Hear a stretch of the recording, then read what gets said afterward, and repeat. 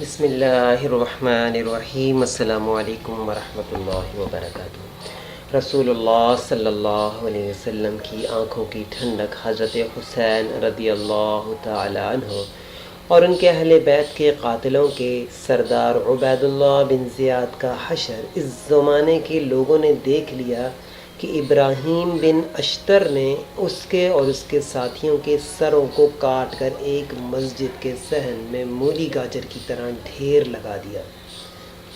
ترمذی شریف کے اندر حضرت عمارہ بن عمیر سے ایک روایت مروی ہے، وہ فرماتے ہیں کہ جب عبید اللہ بن زیاد اور اس کے ساتھیوں کے سروں کو مسجد کے صحن میں کاٹ کر ڈھیر لگا دیا گیا تو اس منظر کو دیکھنے کے لیے لوگوں کی ایک بھیڑ لگی ہوئی تھی، تو میں بھی گیا۔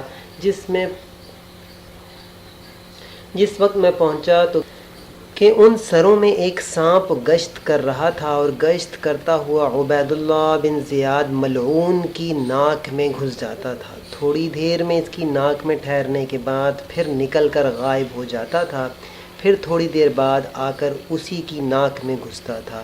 میں نے اپنی آنکھوں سے یہ منظر مسلسل